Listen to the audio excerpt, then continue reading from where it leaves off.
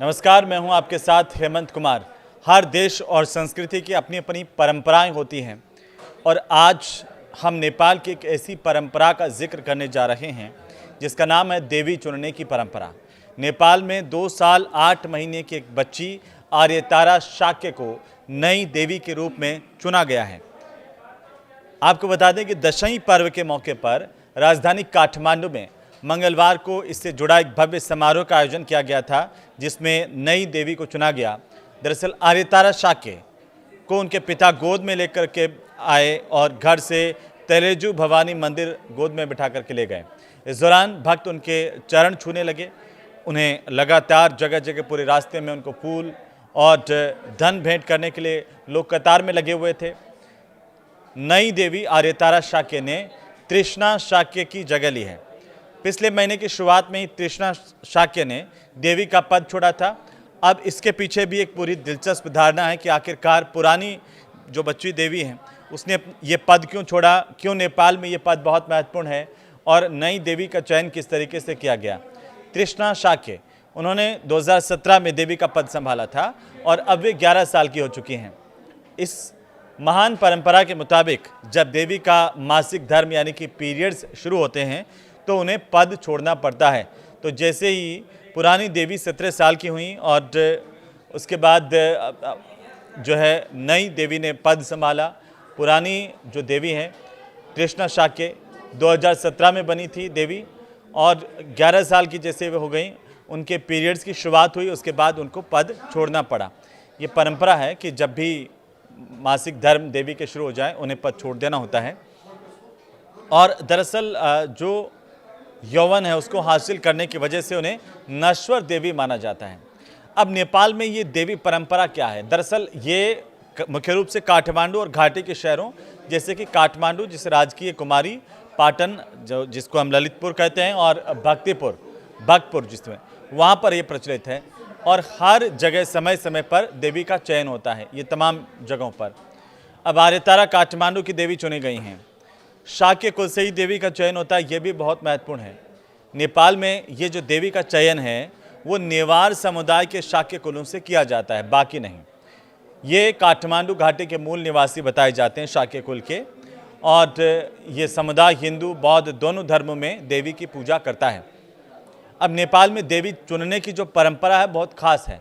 इसके लिए एक छोटी बच्ची में 32 गुण होने चाहिए विशेष, और किसी को अगर देवी बनाना हो तो उससे पहले उनकी एक विशेष ट्रेनिंग होती है।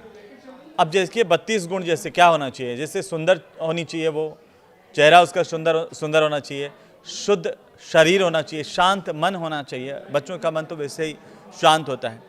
देवी आभा उसके अंदर होनी चाहिए, ऐसा कहा जाता है, माना जाता है।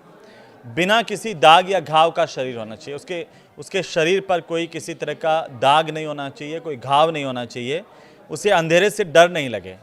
इस बच्ची में जिन बच्चियों में ये काबिलियत होंगी उन्हीं को देवी बनने का अवसर मिलेगा।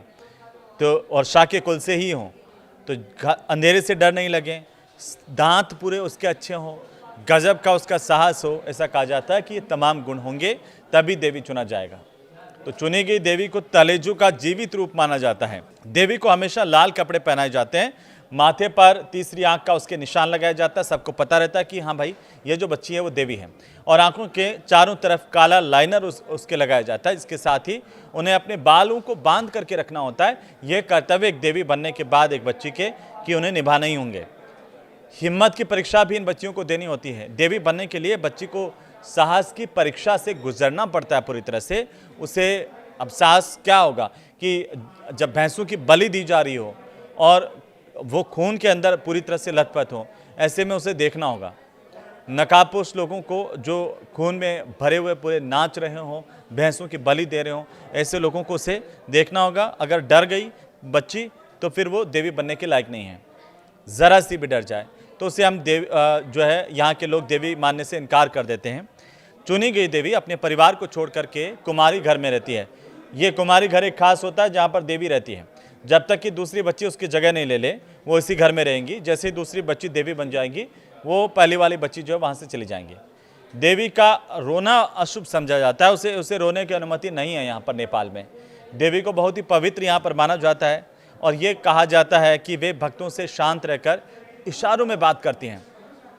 अब अपनी अपनी एक परंपराएं हैं, अपनी अपनी जो है अब वो धर्म की रीति रिवाज हैं। नेपाल का ये देवी चुनने का और देवी बनाने का रीति रिवाज बहुत ही अनोखा है, जो आपको दूसरी जगह कहीं नहीं मिलेगा।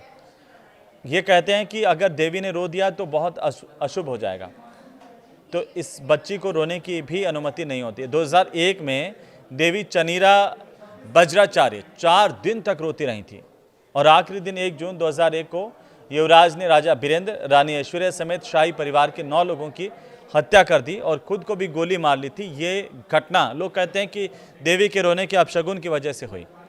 अब चुनीरा ने बाद में मीडिया को ये जानकारी भी दी थी कि मैं बिना वजह रोने लगी। माँ ने मुझे मनाने की भी कोशिश की, लेकिन मैं नहीं रुकी। पुजारी ने कहा कि कुछ बुरा होगा और चौथे दिन राजा के परिवार की हत्या की खबर आ गई। और ये जो देवी चुनीरा थी, उन्होंने कहा कि मैं बहुत छोटी थी और इसे समझ नहीं पाई थी उस वक्त, लेकिन ये मेरे देवी जीवन की सबसे बड़ी घटना थी। अब बेटियों को देवी बनाने की पूरी तरह से तैयारी की जाती है, क्योंकि जो गुण बताए गए एक देवी में कि क्या क्या गुण होने चाहिए बच्चे में, उसकी बाकायदा पूरी एक ट्रेनिंग होती है। तो शाक्य वंश में देवी बनने के लिए बेटियों को पहले से ही तैयार किया जाता है और इसके लिए प्रतियोगिता होती है बाकायदा। देवी बनने से परिवार और कुल को समाज में ऊंचा स्थान मिलता है। देवी काठमांडू की एक प्राचीन गली में स्थित एक घर में रहती है और इसे कहते हैं कुमारी भवन। वहाँ से वे साल में कुछ त्योहारों और धार्मिक जो उत्सव होते हैं या जुलूस होते हैं, उसके दौरान बाहर निकलती हैं। अब इस देवी को वहाँ पर बिना किसी दोस्तों के रहना होता है। बच्ची को कोई दोस्त वहाँ पर नहीं होना चाहिए। तो देवी जब बन जाती है शाक्य कुल की बच्ची, उसके बाद उसको बिना दोस्तों के इस कुमारी घर में रहना होगा और जब वो बड़ी हो जाएगी तब अब लड़की का देवी का दर्जा हो जाता है खत्म। उसे सामान्य जीवन में ढलने के लिए, घर के काम सीखने के लिए, स्कूल जाने के लिए उसको तैयार किया जाता है। हालांकि उसको मुश्किलें आती है क्योंकि काफ़ी टाइम तक वो अकेली रहती हैं, बिना दोस्तों की रहती हैं और एक पूरी की पूरी ट्रेनिंग होती है, तो काफ़ी मुश्किलें ऐसा कहते हैं कि आती हैं। अब नेपाल की जो लोक कथाएँ हैं, पुरानी कहानियाँ हैं, जो पुरुष पूर्व की देवी से विवाह करते हैं उनकी कम उम्र में मौत हो जाती है, इस तरह यहाँ पर माना जाता है, प्रचलन है। और इसीलिए कई पूर्व देवियाँ जो है वो अविवाहित रह गईं। और उसके बाद यहाँ पर जब देवी बन जाती हैं तो उसके बाद ये परंपरा भी है कि राष्ट्रपति को भी देवी आशीर्वाद देती हैं। देवी की चयन परंपरा को अगर आप देखेंगे तो मल्ला राजवंश यानी कि 12वीं सदी से ये प्रथा चली आ रही है। कुमारी देवी को देखने के लिए भक्तों को इंतज़ार होता है, भक्तों का काफ़ी, वो अपना सौभाग्य मानते हैं कि कुमारी देवी के दर्शन होने हो गए। आर्यतारा जैसी देवी बनी और उसके बाद उनका कार्यक्रम राष्ट्रपति को आशीर्वाद देने का, समर्थकों को आशीर्वाद देने का पूरे भव्य तरीके से इसका आयोजन होता है। आर्यतारा के जो पिता हैं अनंत शाक्य, उन्होंने मीडिया रिपोर्ट्स में ये बताया कि वे कल तक मेरी बेटी थी, लेकिन आज वो एक देवी हैं। गर्भावस्था के दौरान मेरी पत्नी ने सपना देखा कि उसके गर्भ में एक देवी है, तभी हमें समझ में आ गया था कि उसमें कुछ खास है। उन्होंने ये भी बताया कि गर्भावस्था के दौरान उन्हें कुछ ऐसे संकेत मिले थे जिससे उन्हें ये लगने लगा था कि उनकी बेटी बहुत ज़्यादा खास होने वाली है। और इसके बाद जब वो पैदा हुई और फिर थोड़ी बड़ी हुई तो उन्होंने उसी तरह से उसको तैयार किया। आखिरकार आर्यतारा को देवी चुन लिया गया। पुरानी देवी के जैसे पीरियड्स शुरू हुए, उसको जो प्रथा है कि हट जाना होता है, वैसे इस बार भी यहाँ पर पुरानी देवी को हटा करके, अपदस्थ करके नई देवी का चुनाव किया गया। ये हर्षोल्लास के साथ और पूरे आयोजन के साथ होता है। तो देवी प्रथा को लेकर के अलग अलग जानकारियाँ मीडिया रिपोर्ट्स में भी हैं।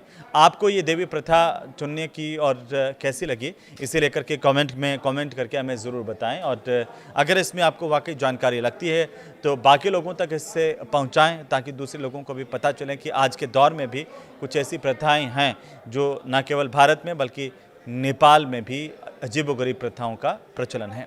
नमस्कार।